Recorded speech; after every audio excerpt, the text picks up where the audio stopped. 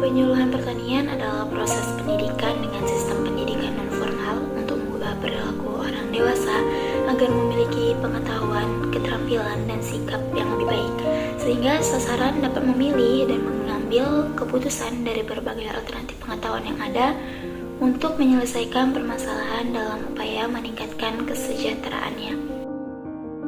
Konsep-konsep penting terkait dengan penyuluhan ada 3. Yang pertama yaitu proses pendidikan dengan sistem pendidikan non-formal dan pendidikan orang dewasa.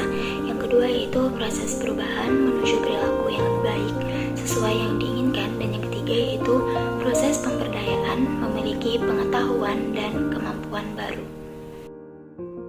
Banyak ahli yang menjelaskan peran-peran tambahan atau lainnya mengenai penyuluhan. Selain menyuluh atau memberikan inovasi yang apabila dirangkum antara lain. Pertama yaitu penyuluh sebagai inisiator yang selalu senantiasa memberikan gagasan atau ide-ide baru. Yang kedua yaitu penyuluh sebagai fasilitator yang senantiasa memberikan jalan keluar atau kemudahan-kemudahan baik dalam menyuluh atau proses belajar mengajar maupun fasilitas dalam memajukan usaha taninya. Dalam hal menyuluh, penyuluh memfasilitasi dalam hal kemitraan usaha, berakses ke pasar, bermodalan, dan sebagainya. Yang ketiga yaitu penyuluh sebagai motivator. Penyuluh senantiasa membuat petani tahu, mau, dan mampu. Yang keempat yaitu penyuluh sebagai penghubung dengan pemerintah. Dalam hal ini, penyuluh sebagai penyampai aspirasi masyarakat tani.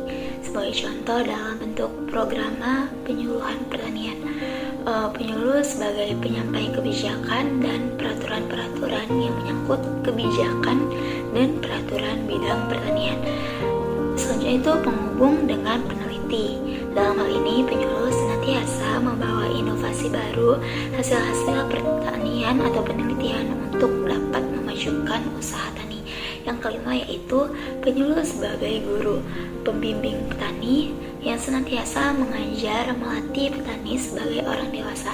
Yang keenam yaitu penyuluh sebagai organisator dan dinamisator yang selalu menumbuhkan dan mengembangkan kelompok tani agar mampu berfungsi sebagai kelas belajar mengajar, wahana kerjasama, dan sebagai unit produksi.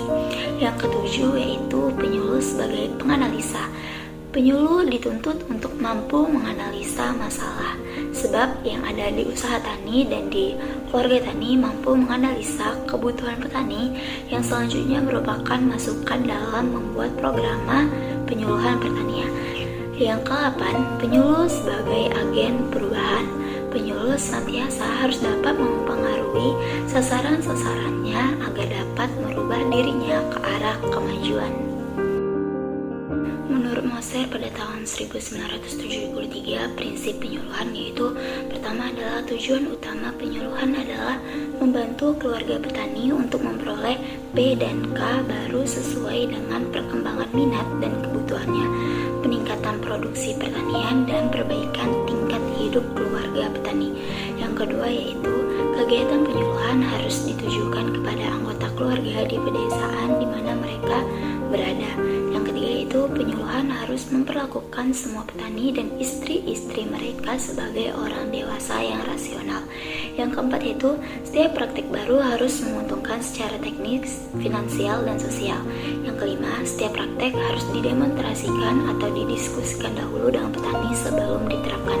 Yang keenam, pendidikan penyuluhan yang baik menggunakan metode penyuluhan yang bervariasi.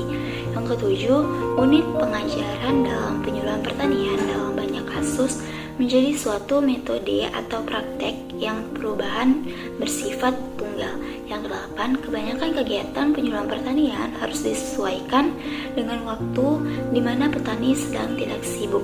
Yang kesembilan, aktivitas penyuluhan bisa menimbulkan dampak yang immediate growth potential atau AGP menuntut ketersediaan teknologi. Dan yang ke-10 yaitu intensitas dan aktivitas penyuluhan harus bervariasi menurut lokasi dan kebutuhan yang paling memungkinkan untuk meningkatkan produksi pertanian.